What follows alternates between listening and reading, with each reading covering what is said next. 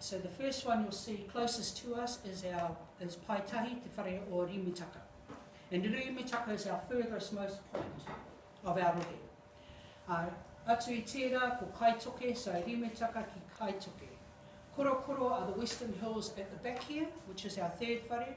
And our fourth one on this side is Orongorongo, which are our ranges on that side of our rohe. Pukeatua, which is behind the big whare at the back, is over this side is our Kaitiaki, and the building you see opposite this one is Turakirai, which is our furthest most point of the rohe. So, mai Rimitaka ki Turakirai. And within that are our surrounding boundaries. Rimitaka, Kaitoke, Korokoro, Orongorongo, Turakirai. From Turakirai, that building there was built in 1998, sorry, and it was our 21st century building because of the shape. It was also a building that we created at that time. We gave away a little bit of classroom space to create that building. And in that building we have a resource area. At that time it was a computer suite, which we've now disbanded all that, and we're now going to cut another hole in that wall and create another learning space. So it served its purpose.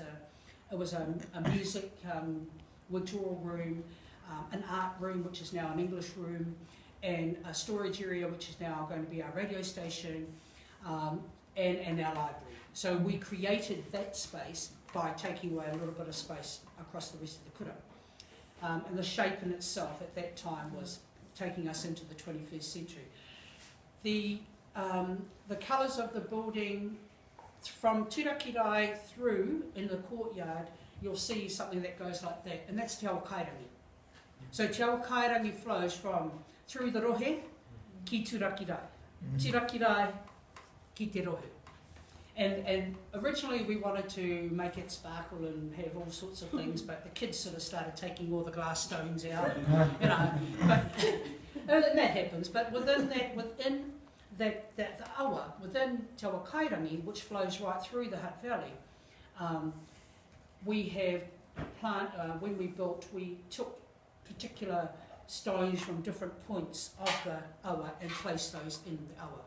So that mauri of the awa flows through the rohe, through the kura. I'm trying to think. Okay. So this whare here was named, the Kohanga Reo Trust named this whare. Oh, sorry, we'll go. Kiriana. The whare o Kiriana was opened.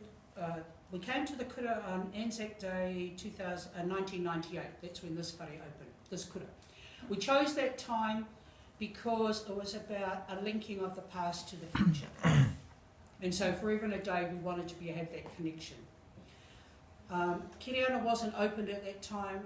That whare there belongs to us. Oh, sorry. The ministry have a 33% interest in it, but the rest of it belongs to us. So it's our whare. Kiriana was built and named after Whae Kiriana because she passed before the kura was opened.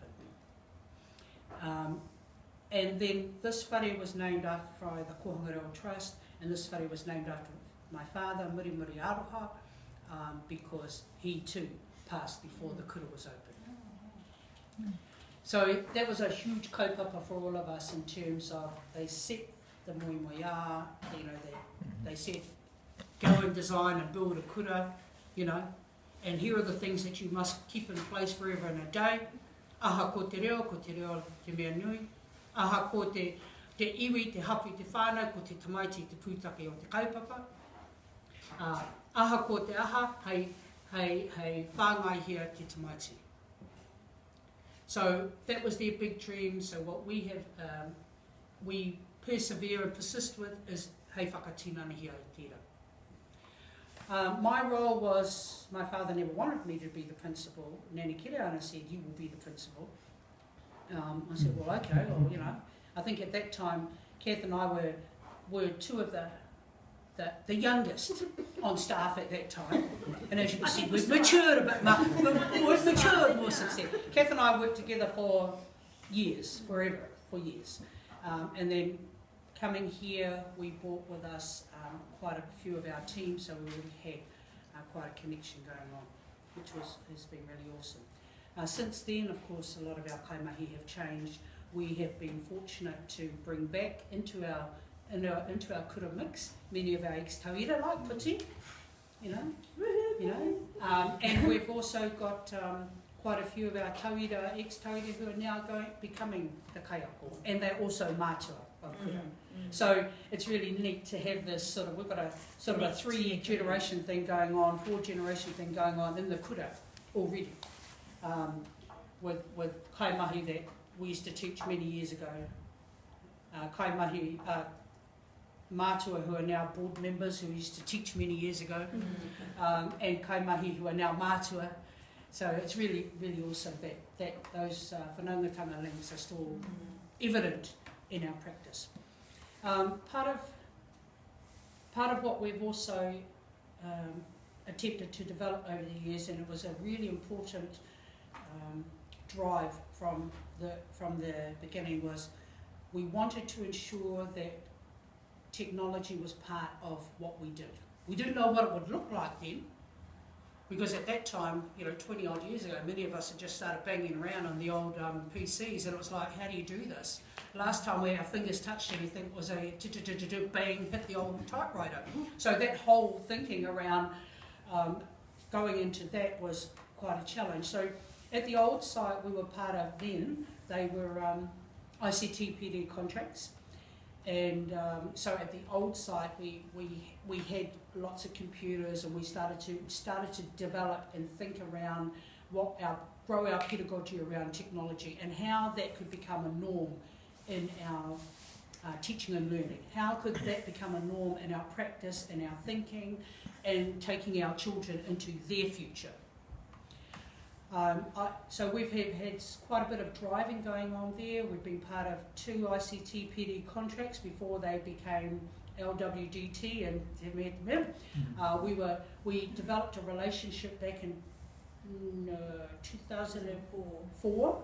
where Kath was the lead teacher for the 3 kura in this rohe, Ngā Mokopuna, Te Kura Māori o Puriru and ourselves, where we were trying to grow an ārohe pedagogy, an ārohe whanaungatanga around understanding this kaupapa o te hangaro, and how we as Māori would infuse this as a norm into our teaching and learning, into our pedagogy. How could we see those parallels?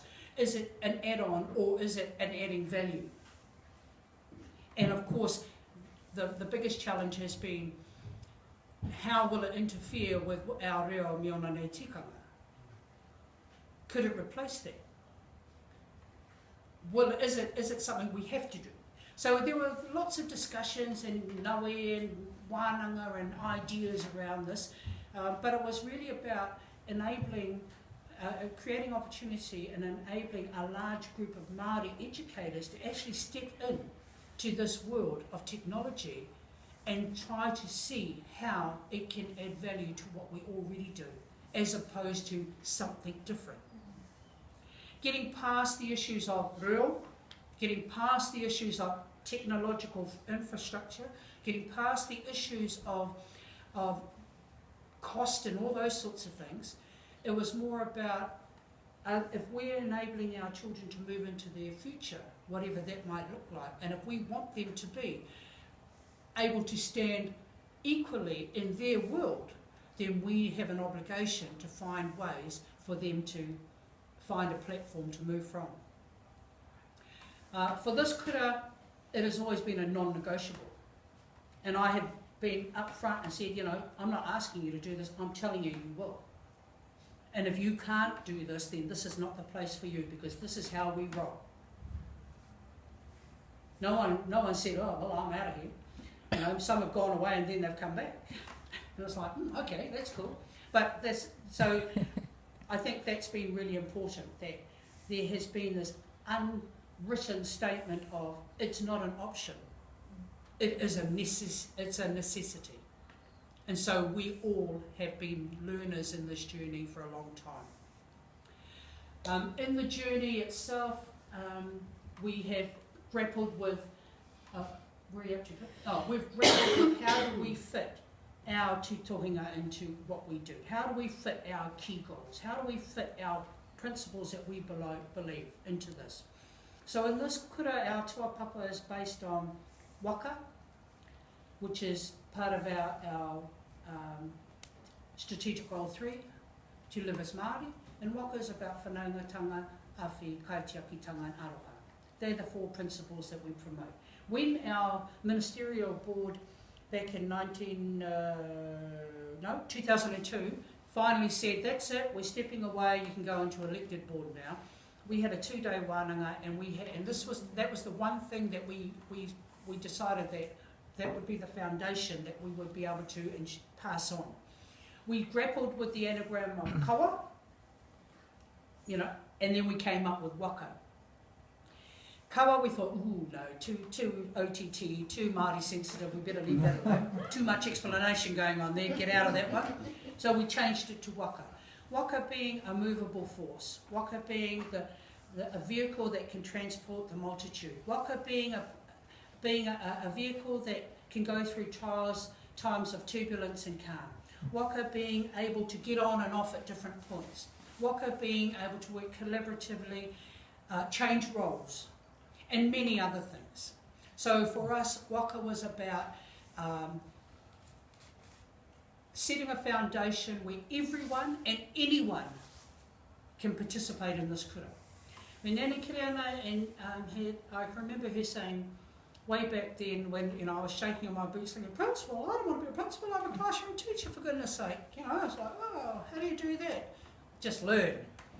But man, look, they're all native speakers. It's okay, just learn. You're not there to be the native speaker. You're there to actually drive the mātauranga. You're there to actually develop the design. Oh, okay, well, I can live with that. So it was, and she would always say, don't let te reo be a barrier to participation.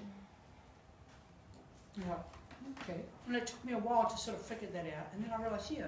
So this building here, Mirimiri Aroha, is, me kōrero Pākehā, me kōrero Māori, kōrero whatever, as long as it's not offensive. But this is about a whare that everyone can come to. Just so we're clear, we are not a kura kaupapa Māori tahumatua. We are not a kura āiwi.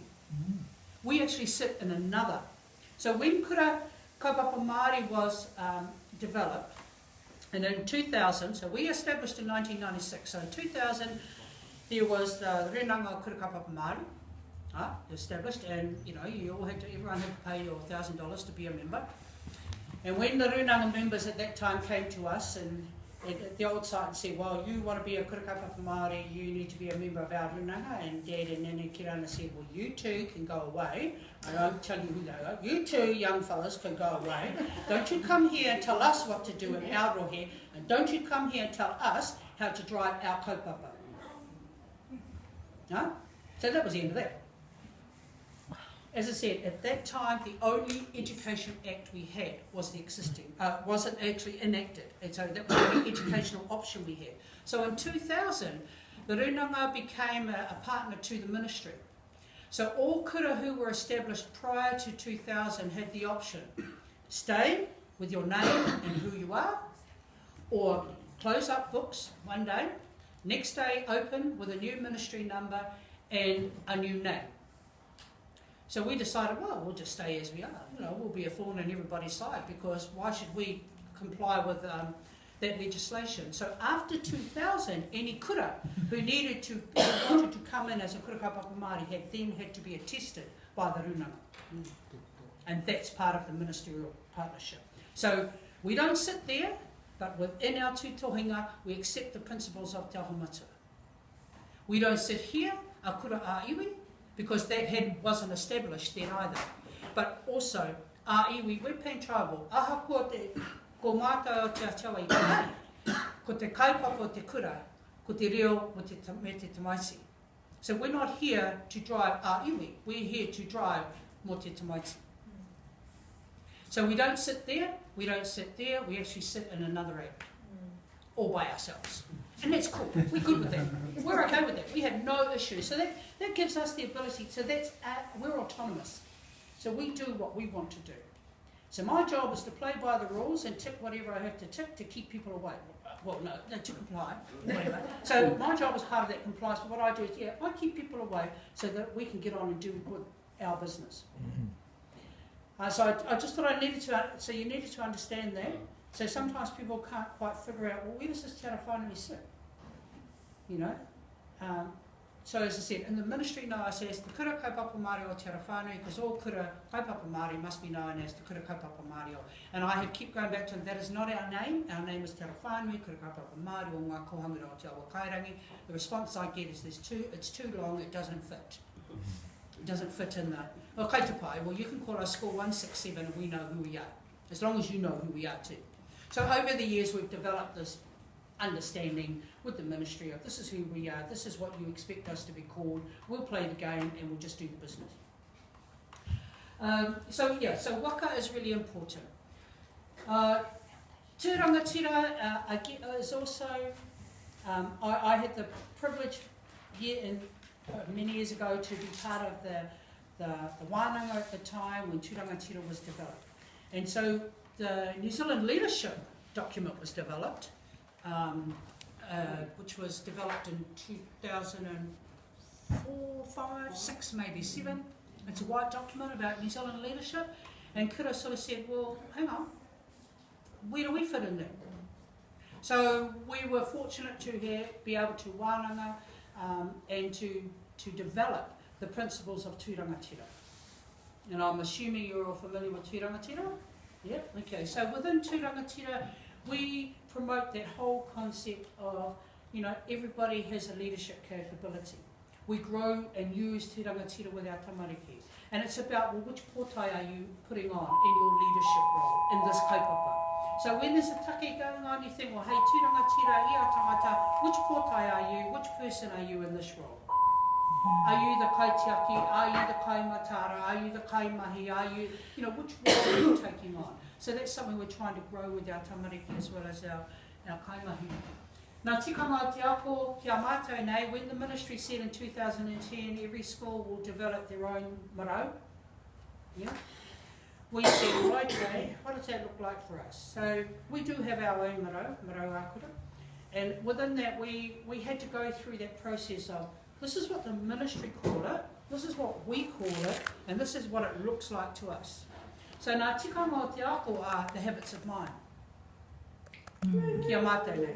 So this kura has been habits of mind kura for many, many years. And Costa, we decided he was Māori, and that because the whakaaro were generic. So in Kath's time, a part of her kaupapa, she drove this kaupapa really hard, and so over a number of years we developed, and with a range of kaiako at that time, we had many wānanga, we would look at these habits, and we decided that every habit would have a whakataiki, every habit would have some form of a visual whakamārama, and every habit would have a succinct message that we could use. So when the ministry said key competencies, we said nā tikanga o te ako, habits of mind.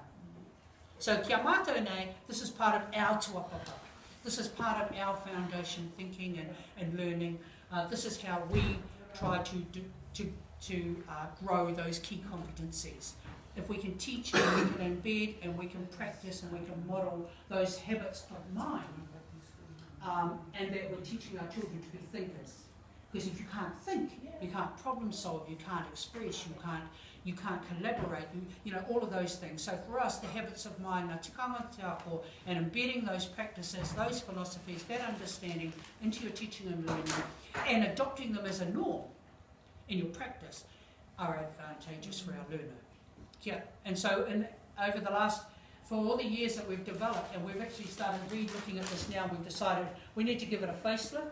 So we've now decided that because when we started and where we are now, many of our kaimahi have changed, so we're going into regroup again. And what we're now looking at is, there are 16 habits of mind. We thought, okay, we want to scaffold them now.